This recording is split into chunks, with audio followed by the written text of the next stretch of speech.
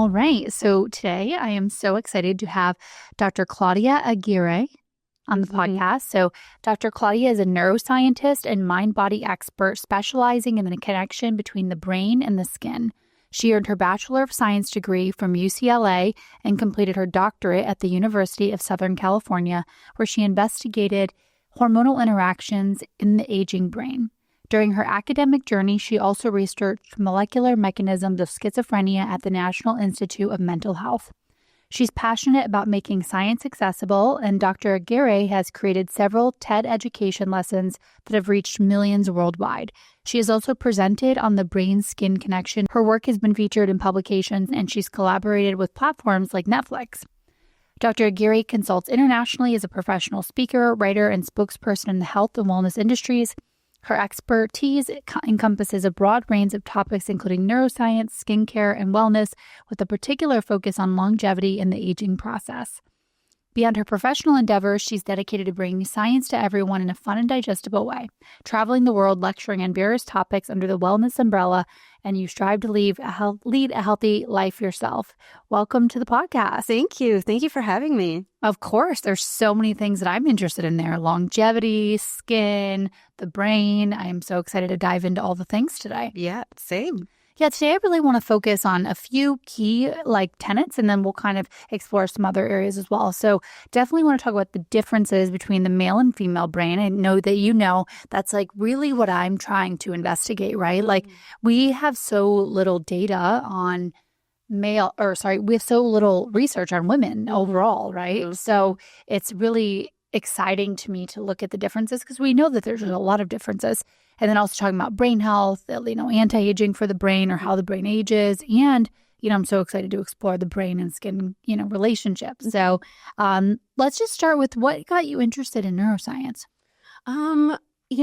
It's sort of been long coming. I guess my mom studied psychology. And when I was little, and she didn't really influence me in that sense. She was, an educator, and I had a long journey. I was born in Peru, came through Venezuela, and it was a very affluent society there back then because of the oil, and now it's completely different. And then and I went to an American school, so when I came here, I already spoke English. And so my education was, LA, mostly LA. And so I was influenced by everything that has to do with LA. And so on sick days, I would, stay home and I'd watch TV. But there was some stuff that was really interesting to me. Back then, TLC was called the Learning Channel. Oh, okay. Yes. So that's what it was actually about. And you would learn things. And so I would watch, there was a show from an anthropologist called Desmond Morris called The Human Animal. And I found it so fascinating because he would follow people around like they were human animals. And it was very much about sociology and that lens. And I just found it fascinating as a child. So I guess I was always interested in, understanding why people do things, behavior, and society, culture, all of that. But I wanted, obviously, a deeper understanding than just psychology. That kind of just gives you a very surface kind of level. I wanted to know how it works. What is that mechanism? So at UCLA, I was doing pre-med, and I did a lot of literature and English. And so I was trying to combine two different worlds there, even back then. Mm-hmm. I started doing research my sophomore year and published, papers with my advisors. And it was just a new and fascinating world that wasn't clinical.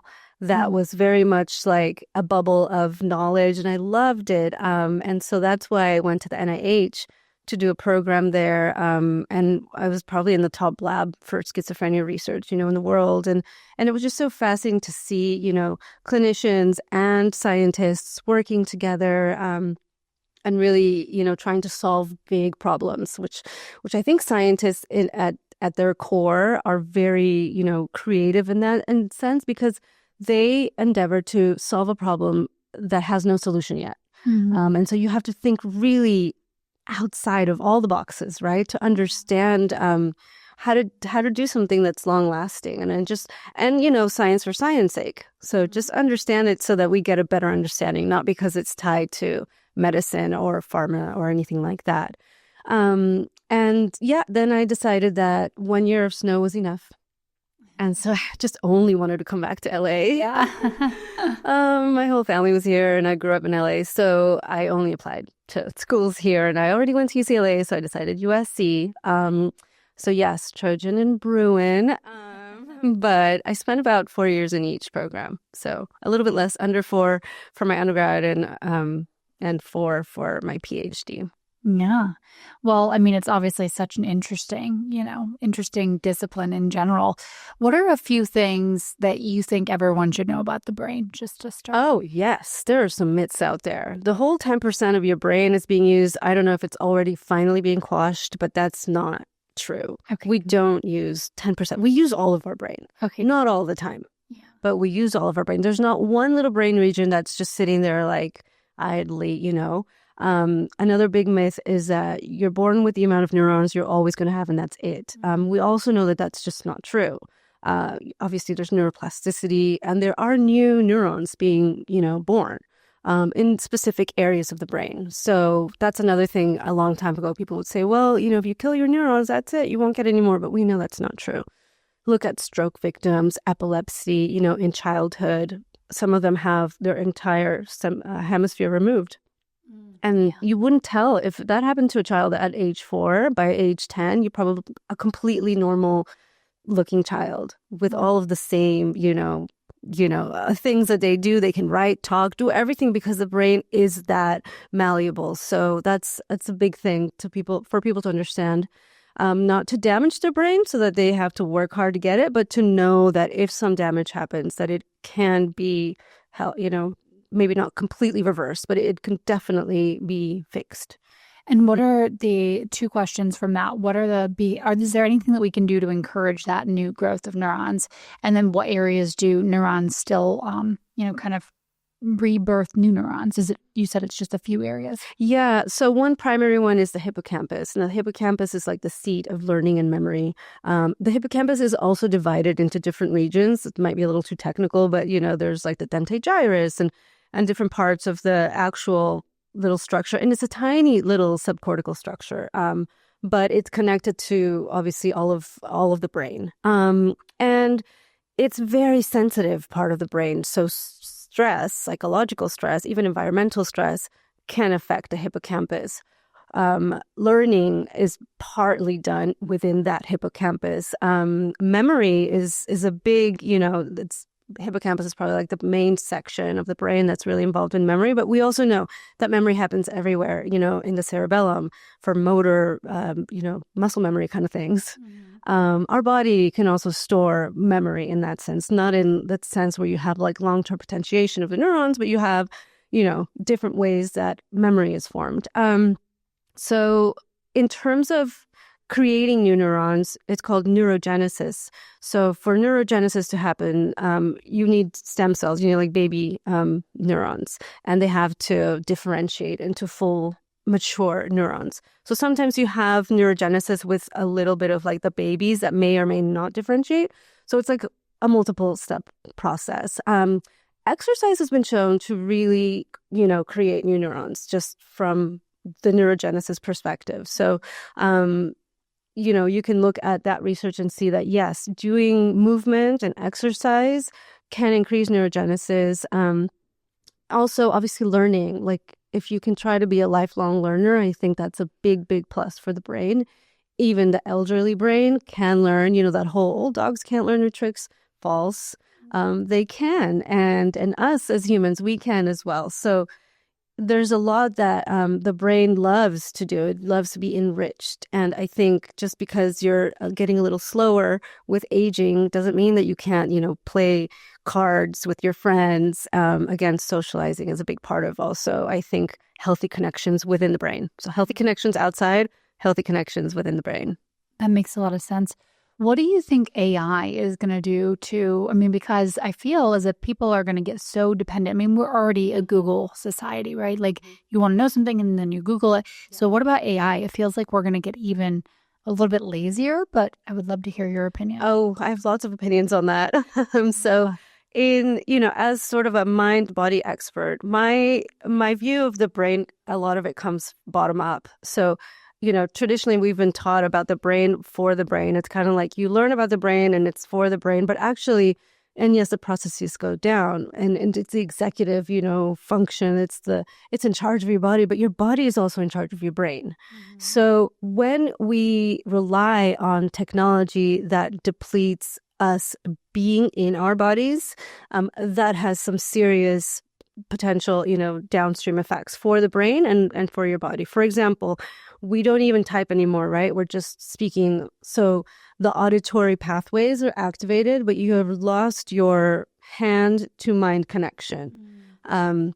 So there's a lot of good research out there about the hand-mind connection. Now, I'm actually working on a very tight project on this, specifically on hands, because again, the push from AI is you don't have to think critically anymore. You kind of have to assess what it says. You can be an editor of your thoughts, but not a creator of your thoughts. And so when you're doing a lot of these auditory things like, hey, Alexa, do this and do that, and of course I use it as well. But you're not using your body to do the tasks like find it online. And this is a little bit of an aside, but this project focuses on handwriting because using your hands has an activation of the brain in a very specific, like neural networks of the brain that are just not even activated by typing. So the way that the brain, converts the information, it's just completely different in typing versus writing. And there's even research showing differences in cursive writing versus script. Very important for children to write. And if you've lost, kind of track of writing and using your body for this, and you're relying a lot on AI for your thinking and, production of written materials, then yeah, you need to start at some way, even if it's writing your grocery list. Use your hands, bake, garden, all of the things that really utilize your hands. Yeah, I mean, that makes a lot of sense. Okay, so let's get into the female versus male brains. Let's just start like broad strokes. What are some of the primary differences?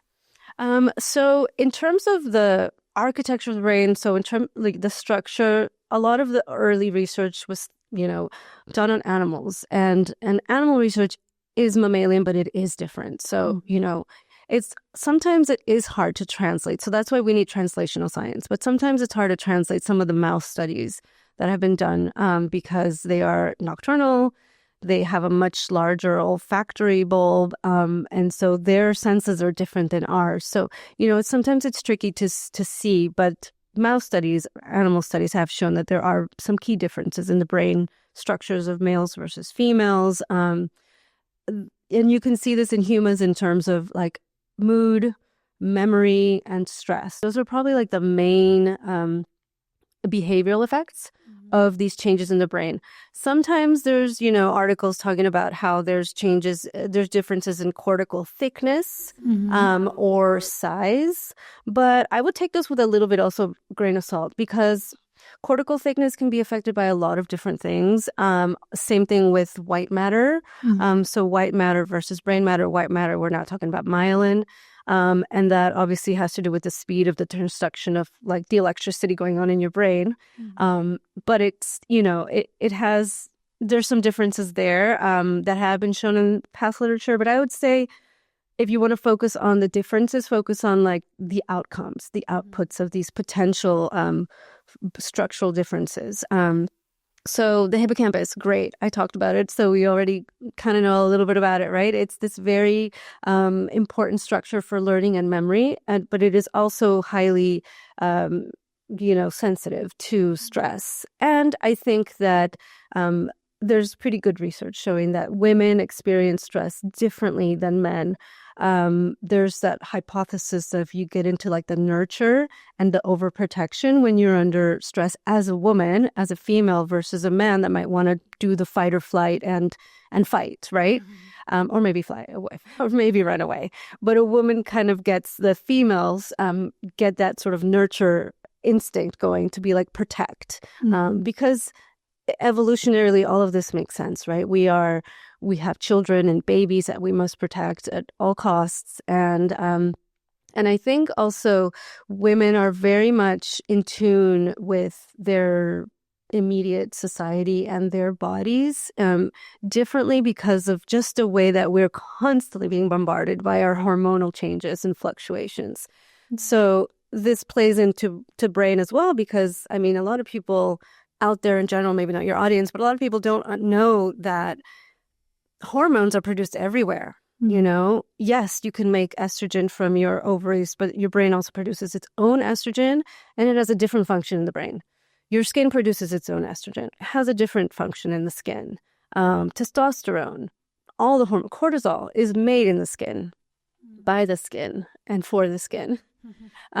So I think in terms of like male versus female, there is a difference enough to want to address changes differently. Whether it's for stress, that's probably the biggest one. There's good research on that, but also for learning and memory.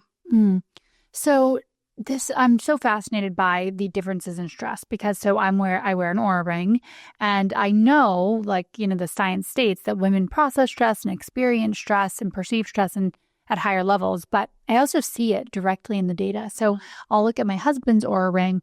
And he's a very high-functioning guy. You know, he's CEO of a company, running multiple different ventures. But he's in a restored state, like, all the time on Aura.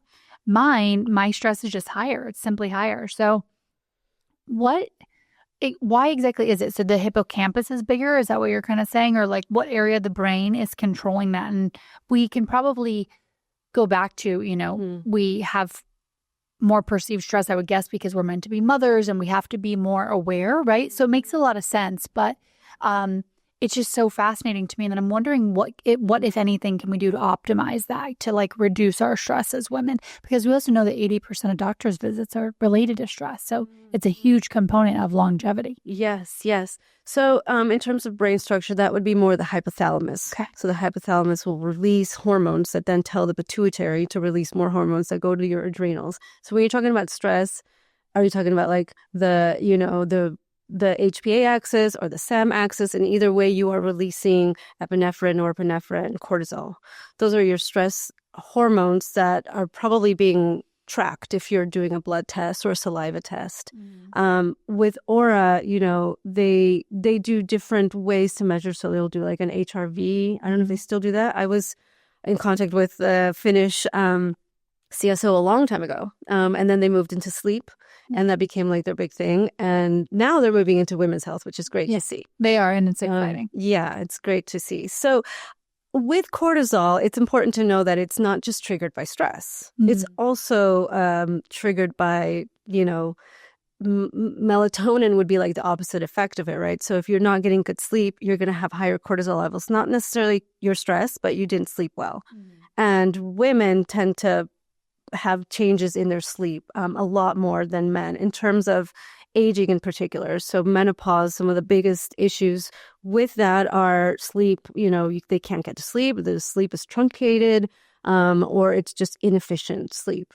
So sleep inefficiency, sleep deprivation, a lot of this is due to hormones. And we, I think as women, experience hormonal aging a lot faster and more robustly than men.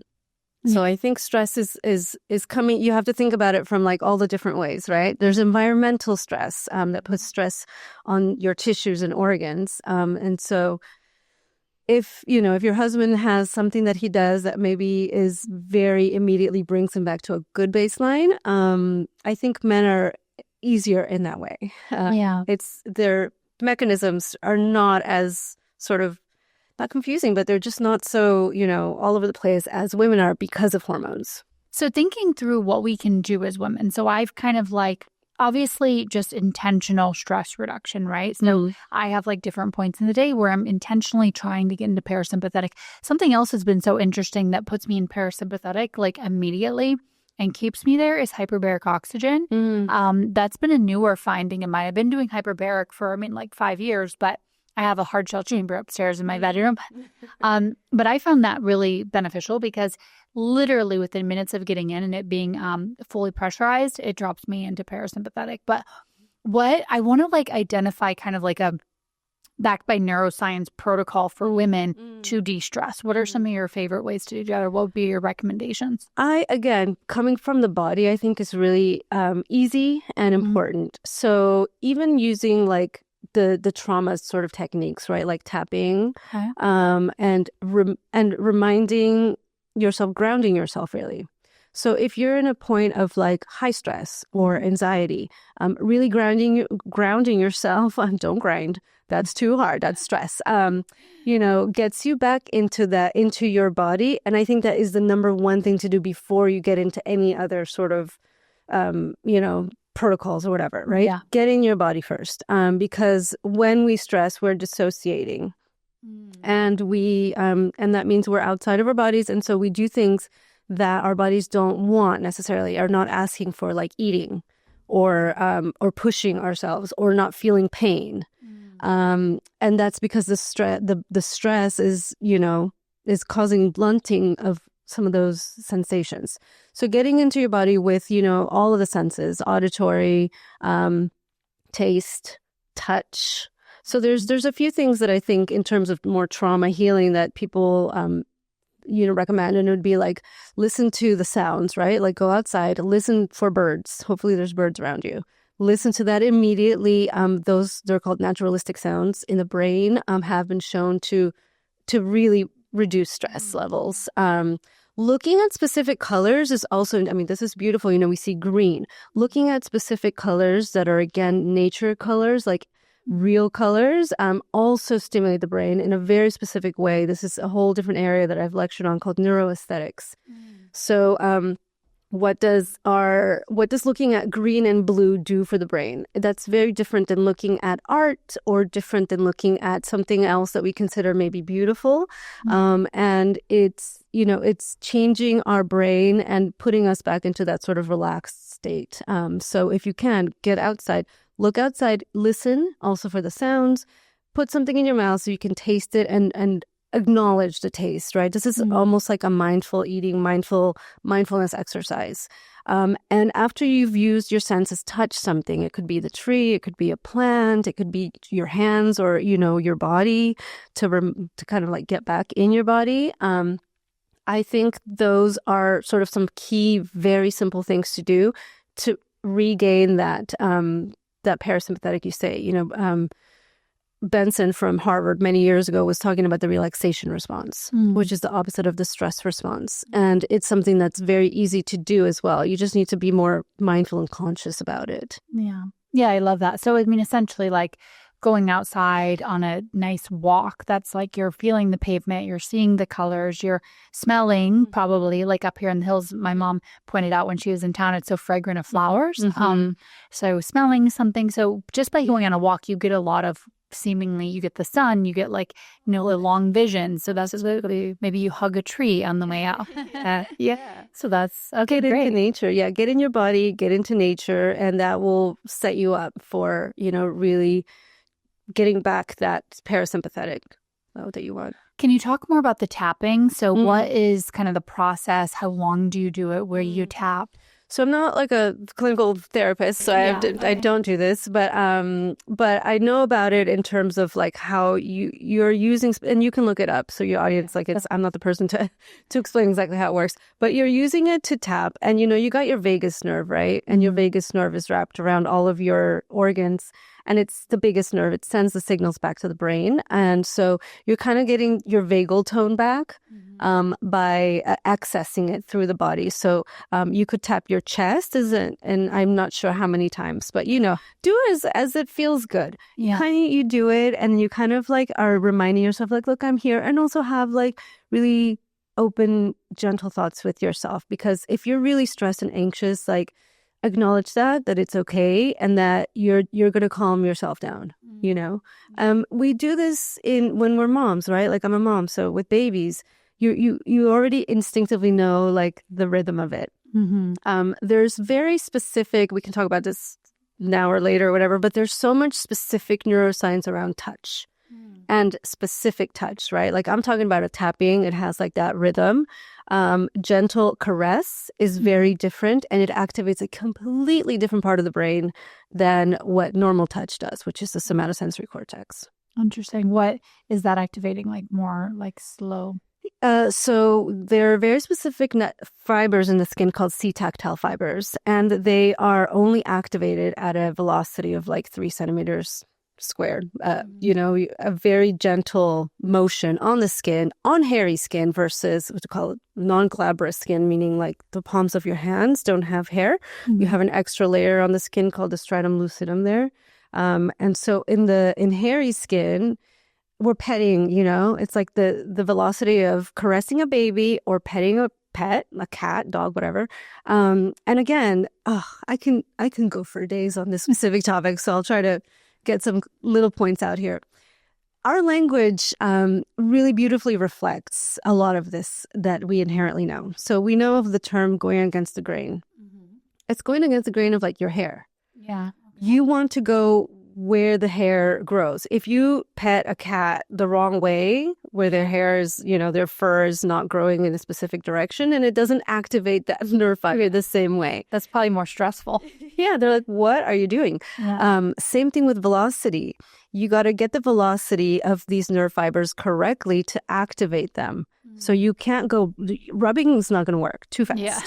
Too slow, and then you're in the awkward phase of like, what is that awkward touch, Yeah. And then it's just your executive function lights up. But the brain region is the emotional processing parts of the brain. So all of the things that deal with emotions, the striatum, your reward system, all of those emotional processes that happen in the brain happen only with this specific C-tactile fiber. And it was only discovered, maybe 20 years ago in humans.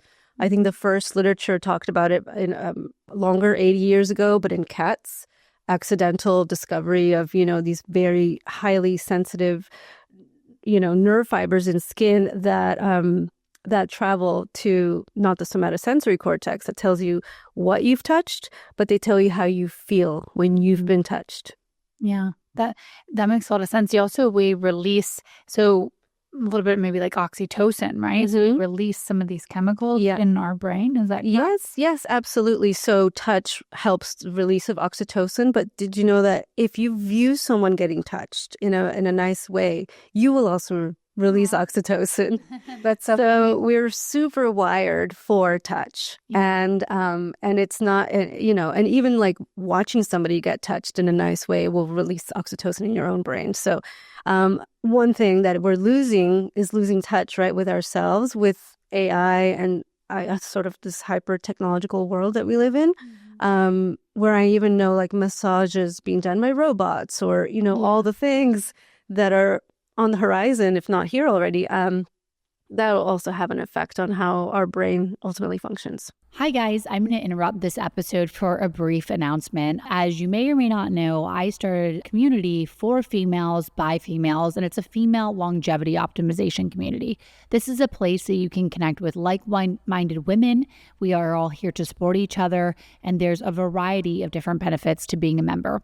You get a monthly Ask Me Anything, so submit your questions and I'll answer them directly. We also have an entire library of courses on all of the important components of longevity, such as labs, nutrition, exercise, sleep optimization, longevity optimization protocols that I'm doing, along with real-time updates to my personal protocols. There are so many benefits of being a member of the community. We'll also be doing in-person live events here in California and virtual events for anyone that can't attend. But if you're interested in joining the community, I would absolutely love to see you there, and I will include a link in the show notes. Do you think women are a little bit more wired for touch than men? I mean, I know like I prefer cuddling more than my husband. He enjoys it, but I would say physical touch is more of one of my love languages. Yeah. I don't know if there's good research that has, decidedly said that. I think intuitively it makes sense. But I also think that, like you mentioned, love language, right? Everybody has kind of their own love language. So touch might be for some males and females, their love language. I think I know we all need it. Yeah. If you don't get touched as a newborn, like a premature infant, if they don't receive touch consistently, the lungs don't develop as well.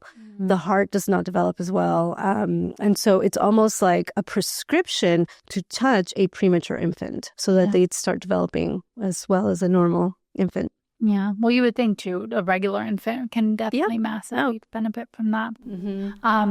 Let's talk about the differences. Well, first, do you have any more just thoughts? We talk about like stress, men versus women. We talked a little bit about sleep. You said a lot of that has to do with hormones, because I've kind of found, the literature says that women need about 11 to 20 minutes more sleep than men, but I found that I need even more than that, like, 45 up to an hour, depending on where I am in my cycle, more sleep than my husband. So that I find interesting too. I think it might have something to do. I mean, there's probably a lot of factors, but we do know that we detox slightly slower than men. I wonder if we also detox a little bit slower in our brain, like our lymphatic system. I haven't seen research comparing the two again. Some of it could be anecdotal, but I do think that, everybody needs their good 7 to 8 hours. That's a non-negotiable for me, for my family, at least, my husband, no, but child, yes. Yeah. You're whether he's tired or not, he's in there. I'm like, just close your eyes. Yeah. And it's been that way. I'm very strict about sleep. That is a non-negotiable. I used to travel all over the world, and I didn't get jet lagged. It could be my biology, but I was like, I land, if I land in London, it's daytime, I'm outside. Yeah. I don't just do I'm tired, I'm going to take a nap. No. I also don't do naps, but I'm very strict on like the sun is down. That's my time to be inside.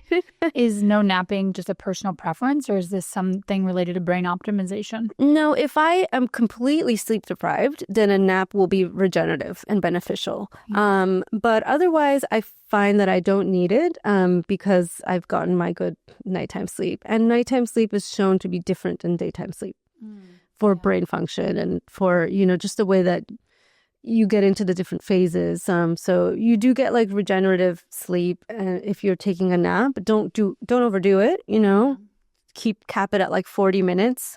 20 to 40 minutes is fine. But also deep rest is good.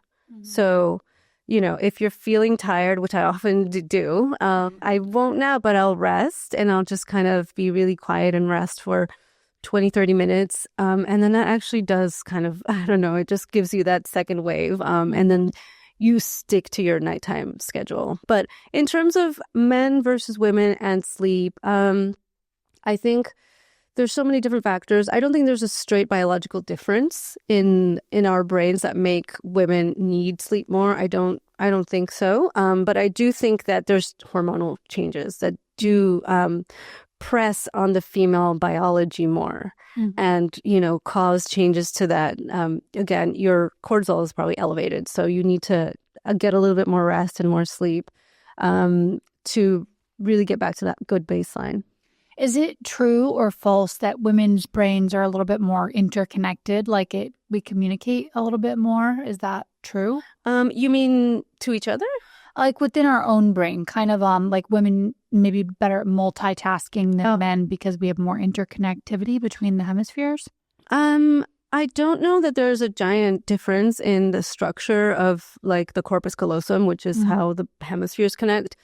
There's so many individual differences. So I wouldn't say that our brain is more interconnected than a male brain. It just depends on who the person is, because if their job is like a taxi driver, they're going to have a huge spatial, memory and so many things in their brain that's just different than it could be another man or a woman. So I think it just more depends on the person. But I also think just anecdotally that men have a hard time multitasking. Yeah. Talking about sleep real fast. So talk to us about what happens during sleep. Is there, I've kind of read that it's best to be in bed before 10 because you can avoid like an additional cortisol spike. For women, it's beneficial. But we know there's deep, there's REM, there's light sleep. What's going on in the brain during those phases? Okay, so it depends also on your level of tiredness. So if you're super tired, you might go straight into like a deep sleep. Yeah. But usually you're like stage 1, 2, 3 REM, 4. And our cycles are about like 90 minutes. So you need a good 4 cycles per night, right? And the cycles are like your washing machine and your dryer. You need a wash and rinse cycle. You can't necessarily just do the wash. You still need to rinse it out and do that again to really clean your brain. Because every thought that we have, even if you don't talk all day, you're still causing metabolic waste to happen in the brain. And it wasn't that long ago that we didn't really fully understand why we sleep. There were so many theories, and a lot of it went to like, we spend a third of our lives sleeping. That's a long time. Yeah. A third of our lives just asleep. Like, why do we do that? There's so much more we can do in life. And so it wasn't until sort of a rediscovery in a way of the lymphatics that are going on in the brain, the lymphatic system, having to do with these non-neuronal, parts of the brain called glia. And the glia are like the moms of the neurons because they baby them, they nourish them, and then they also tell them also how to communicate. So glia are in the trillions. There's much more glia than the neurons. So when you talk about brain function, we're always focusing again on like neurons and neuron activity, but like, hello, glia, there's a lot more of them, and they're telling the neurons what to do a lot of the time. So the glia are, helping clean up this metabolic waste. The neuronal synapses physically open up so that there's more gaps, and cerebral spinal fluid comes and flushes it out. And so you'll see, all of this that's the rinse cycle that I kind of think about it. The CSF is actually flowing through and cleaning this out. So you need a few cycles during sleep. And in each stage, if you look at someone's EEG, there's different waves of brain waves happening. So you're kind of in your slower, you're still kind of active in those first stages, but REM is when it kind of like kicks up in activity, which is why your body is no longer sort of immobilized as it is in like a deep sleep when you can't move. But in REM, you might even act out your dreams. And that's probably the part of sleep science that has the most elusive part, because it's so hard to really study REM. You have to kind of give somebody something that gives them lucid dreams. So you can kind of get into that. What is lucid dreaming? I've heard a lot about this. People strive to have lucid dreaming, right? Yeah, I think they do. I'm not sure why, but it's having a level of consciousness during your dream phase. So with the other stages, stage 1, 2, 3, you're resting, you're regenerating. So it's incredibly important. Dream state is REM, which is rapid eye movement, because your eyes are moving, your body can also move. You might talk, and then in extreme cases, you will walk, right? And you will act out your dream, even worse. Lucid dreaming is having the ability to be conscious within that dream. So you're like, it's just so clear. Like you're in the dream, but you're also semi-conscious. And there are different like waves. I don't want to like throw it out there because I don't remember exactly, but I have written on this. And I want to say it's like either the gamma waves or one of the specific waves are active in that lucid dream. So that's what it means. It's just kind of being conscious throughout it. I don't know exactly why people want to do that. I guess it's just a cool thing to be transported into a different world that is your subconsciousness. Yeah, that is interesting. Okay, so before we go into brain aging, anything else that you want to talk about differences between male and female brains? I think, and I mean, we didn't get into the nitty-gritty, but I do think a lot of it lies within hormones and hormonal aging and the fact that our brain produces, our own estrogen, our own serotonin, just as much as a male, but in a different way. So, estrogen in the brain is different than estrogen in your uterus. Estrogen has functions that have their own little like jobs. In the uterus, it does this. In the oocytes, it does this. In the brain, it does something a little different. Sometimes in the skin, it does something different, right? So like it's related to hydration in the skin. It's very much linked to pigmentation. That's a whole separate topic. But for example, something like melasma, it's very much linked with hormonal changes. So that's why melasma happens when there's like a fluctuation in the hormones, especially like post-pregnancy. A lot of women will get melasma because, again, that steep drop in the hormones triggers alpha MSH to produce pigment in the skin. What's happening in the brain, like we can't see it as we can see the skin. So that's what I personally love about that brain-skin connection is you're almost seeing your brain in action if you pay attention to the skin. Interesting. And what is estrogen doing in the brain? A variety of things. It's involved in learning. It's involved in memory. It's involved in cognition. But it's not. It's hard to think of it sort of the way that you think of your cycle, right? You know, you need estrogen and progesterone, and you've seen the chart where estrogen goes up and then progesterone goes up, and so that happens in the brain and body. And it could have an effect on mood, for example. So talking back again to like hypothalamus and, you know, our amygdala, the fluctuations in our hormones can also have an effect on our mood. And women tend to experience things differently throughout their cycle, whether it's depression or anxiety or even like epileptic seizures. A lot of this is linked to our hormonal fluctuations.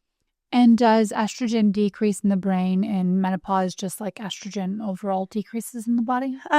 It's a bit, yes. But it's mostly due to the ovaries. So like the ovarian circulating estrogens there's not enough to travel to the brain. There's a lot of issues with menopause, obviously. And back then, you know, there was a Women's Health Initiative study years ago, and doctors stopped giving women HRT because they were afraid of the side effects of, you know, cancer. So when I started my research, we were trying to find a solution that was going to prevent dementia, but also not give someone breast cancer. Yeah. Well, I think that those have been pretty widely debunked now. That specific study, it seems as if they were using the wrong type of hormones, and they were also starting it too late. Right. And it's not a debunk because it wasn't like the wrong hormone. It was just the hormone that they were used at the time. So like it's a synthetic, right? Yeah. And most of birth control is synthetic. So it was medroxyprogesterone acetate versus like a natural P4, which is progesterone. Same thing, E2 estradiol. You don't see 17-beta estradiol in most birth control pills, patches, whatever. You see some synthetic version. And they come from like, horse urine. Right. Yeah.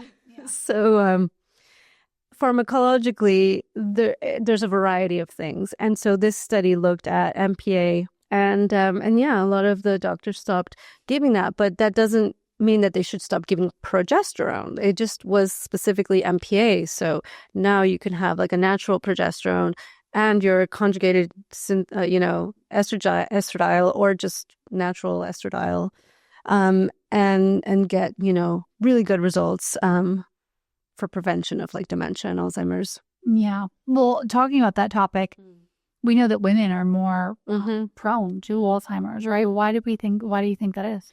So, it's changed a bit, but I think the initial thinking like 20 years ago was probably due to the fact that women go through menopause. And so 2/3 of people that were going to get Alzheimer's were women. Initially, it was a little bit of the age gap. Women were living longer and maybe they were just more prone to age-related diseases. But I think it's pretty clear that a lot of it had to do with the loss of function of ovaries and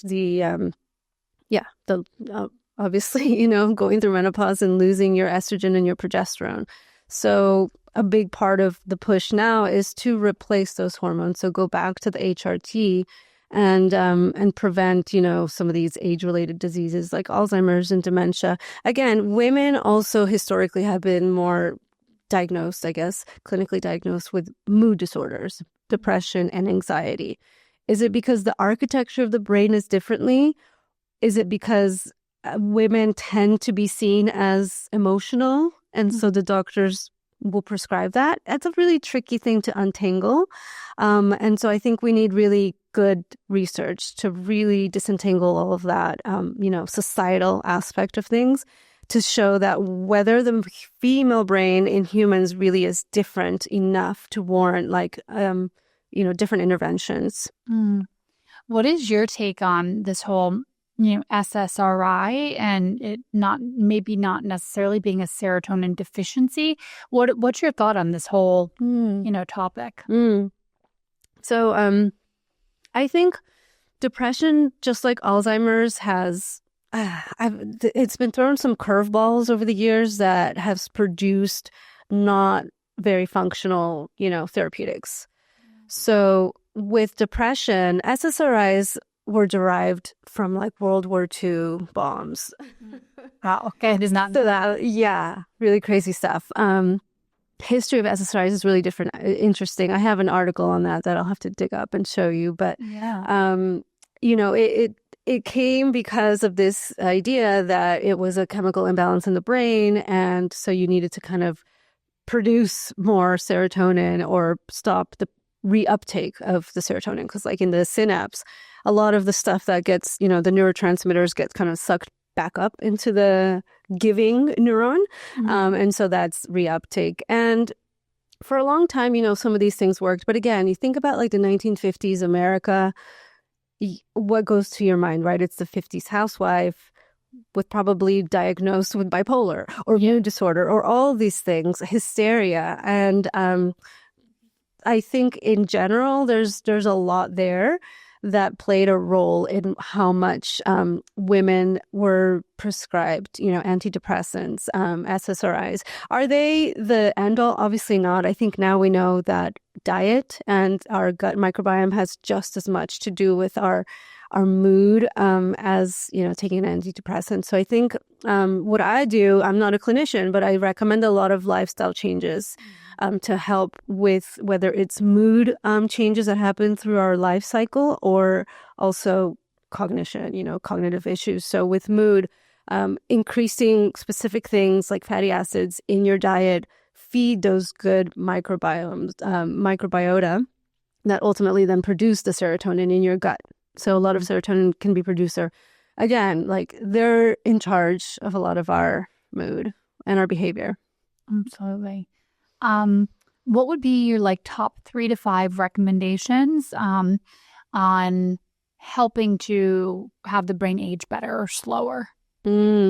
I think number 1 is keep it active in a variety of ways. So try to learn a new language. You might not be good at it, but at least the trial of that is really good because now we see good neuroscience research showing how a bilingual brain is different than a monolingual brain.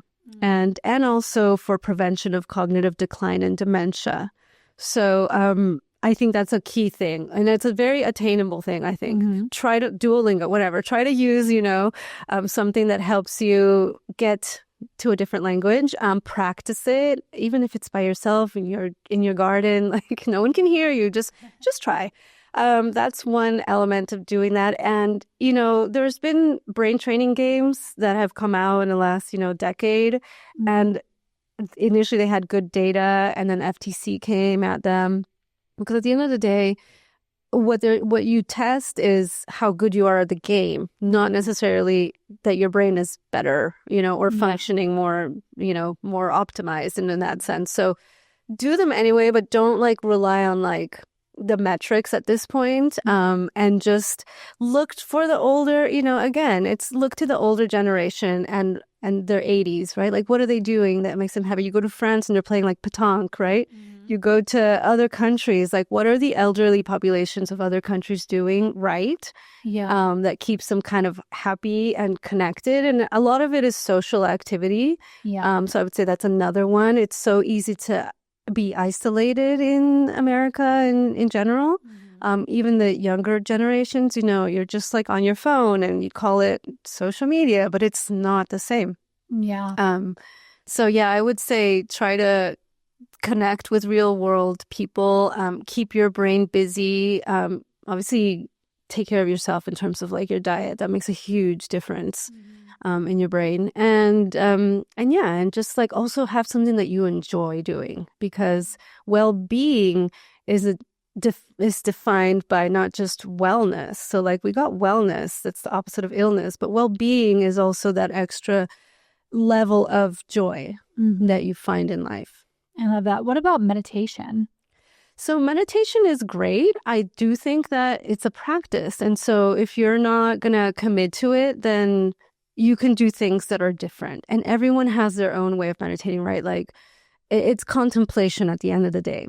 So again, if you look at the hierarchy of needs, if you've fulfilled your basics and you want to reach a very calm state of mind, then anything that is a contemplation, it could be prayer, it could be meditation. It's really the same thing. It's a reflection and in a sort of trying to get a connection to your spiritual side, which I think is really beneficial for just your overall well-being. Again, you feel connected. Once you have a level of spirituality, you feel connected to your natural world. And in that way, you tend to try to take care of it better. Yeah, absolutely. I agree with that. What about supplementation for the brain? Is there anything that you like or take yourself? I don't take anything. I take zero things, mostly because I don't like pills. I'm really bad at taking pills.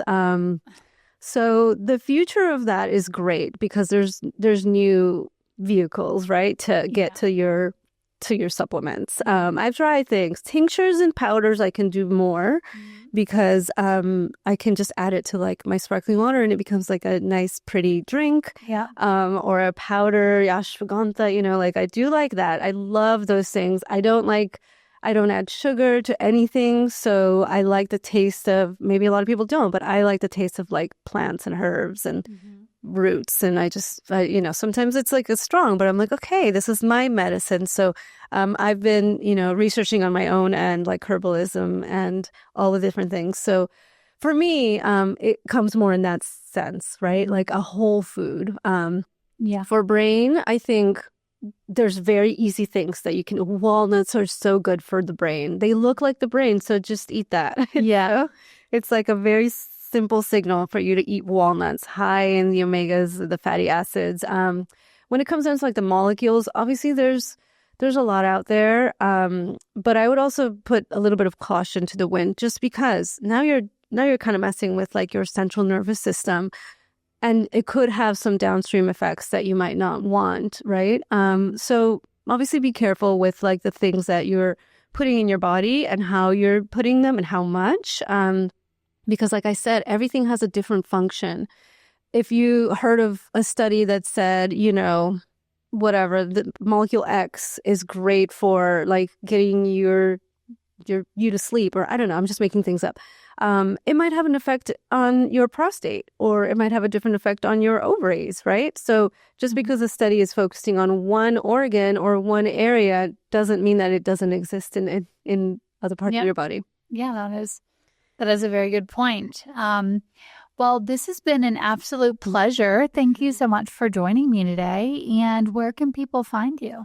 I don't do too much, but online, social media, you can find me at Dr. Claudia, and a couple different sites. So I have a wellness journal that's aimed to improve memory and cognition. Fun. Through writing, and I did all of the neuroscience research on it. So it changes from specific lettering for the neural networks of the hand-mind connection through to now I did something interesting. So I looked at affirmations and found very little scientific data on them. Very little. But I did find that there are specific kinds that are future focused that do help with mood. So for the mood part of the book, you'll find some value-based affirmations. Love that. Yeah, and that's on opusmanus.org. Love that. Well, thank you so much for joining me today. Yeah, it was a pleasure. Thank you. This podcast is for informational purposes only, and views expressed on this podcast are not medical advice. This podcast, including Kayla Barnes, does not accept responsibility for any possible adverse effects from the use of the information contained herein. Opinions of their guests are their own, and this podcast does not endorse or accept responsibility for statements made by guests. This podcast does not make any representations or warranties about guest qualifications or credibility. Individuals on this podcast may have a direct or indirect financial interest in products or services referred to herein. If you think you have a medical issue, consult a licensed physician.